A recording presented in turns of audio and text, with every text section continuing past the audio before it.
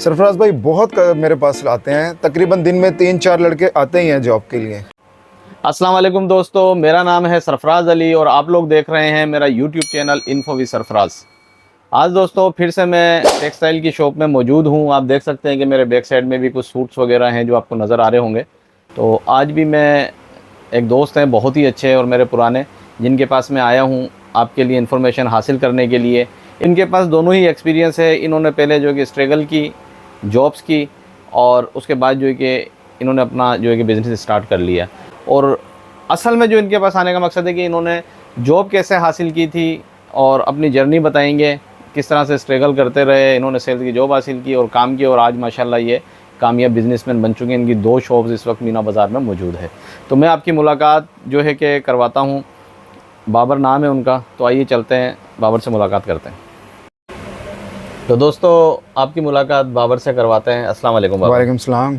कैसे बाबर, ठीक हो? शुक्र है अल्लाह पाक का। तो बाबर, पहले तो आप ये बता दें दोस्तों को कि एक छोटा स्मॉल बिजनेस, छोटी शॉप जो अगर टेक्सटाइल की खोलना चाहें तो वो पता तो है, लेकिन फिर भी मैं चाहता हूँ कि आपके पास भी एक्सपीरियंस है, आप भी बता दें कि किस तरीके से ये सेटअप डाल सकते हैं।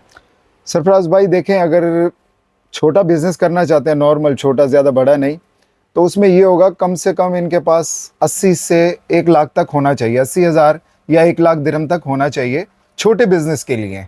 जी। और उससे ये है कि ये बिज़नेस छोटा मोटा स्टार्ट कर सकते हैं, और थोड़ी बहुत बैकअप लाजमी होनी चाहिए। तो उससे ये होता है कि खुदा ना खास्ता कभी हालात अप डाउन होते हैं, तो बैकअप थोड़ी जो है ना वो लाजमी इस पे होनी चाहिए। मेरे पास तकरीबन 4-5 लड़के डेली आते हैं जॉब के लिए। तो जो कहते हैं कि हमें सब कुछ आता है, लेकिन जब उनको रखो तो उनके कपड़े की पहचान कराओ तो उनको पता नहीं होता ये शिफॉन है या ये लॉन है या ये काटन है या ये सिल्क है।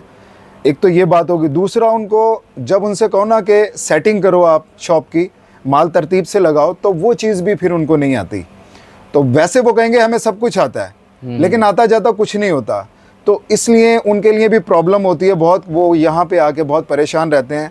मैंने लड़कों को देखा है, इस कभी 2 दिन उस शॉप पे करेंगे, कभी 2 दिन उस शॉप पे, क्योंकि काम नहीं आता उनको। काम नहीं आता, सही अब बात। जाहिर सी बात है, मेरी शॉप पे अगर कोई लड़का आता है, कहता है भाई मुझे काम आता है, मैं उनको रख लूँगा लड़के को।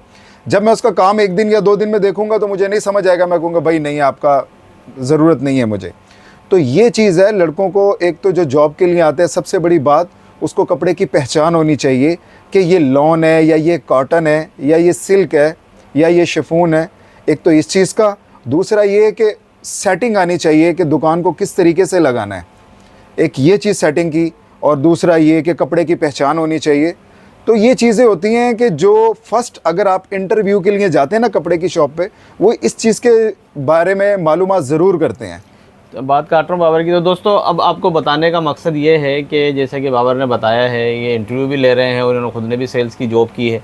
तो आप जब भी आ रहे हैं, बांग्लादेश, इंडिया, पाकिस्तान, नेपाल, श्रीलंका, एशिया से ज़्यादा आगे इस फील्ड में जॉब करते हैं, तो उन सब के लिए ये वीडियो जहाँ जहाँ पहुँचेगी तो वो इन चीज़ों का ख्याल करें कि कपड़े की उसको पहचान हो, डेकोरेशन दुकान को करना आता हो, और जैसे कि बाबर ने बताया है कि इन चीज़ों का ख्याल रखें, तो फिर वो शायद जॉब हासिल करें। अब हर बंदा आगे बोल दे कि मुझे काम आता है, और बाद में जैसे बता रहे हैं हर 2-3 दिन के बाद बंदा इनके पास भी आ रहा है। तो ये आप भी और थोड़ा सा अच्छे से बता दें इनको कि और इस फील्ड में आने के लिए किन चीज़ों का ख्याल रखें है कि एक्सपीरियंस होना चाहिए उनको, अपने कंट्री में थोड़ा सा जॉब करें उसके बाद आएँ।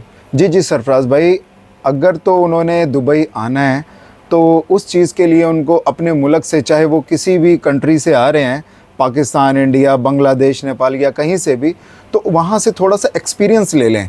कुछ टाइम वो कपड़े की शॉप पे लगाएं, उनको देखें फ़ोल्ड कैसे करना है, कपड़े की पहचान, ये कौन सा कपड़ा है। अब आके यहाँ कस्टमर मांगेगा कि हमें शिफॉन का सूट दे दें, अब वो उनको लॉन का सूट दे देंगे तो कस्टमर तो बोलेगा ना, भैया मैं आपसे क्या मांग रही हूँ, आप मुझे क्या दिखा रहे हैं। तो थोड़ा सा टाइम कपड़े के काम में लगाना चाहिए, 4-5 महीने लगा लें, ताकि थोड़ा बहुत उनको आ जाए सेटिंग करना, कपड़े की पहचान, ये वो बोलना।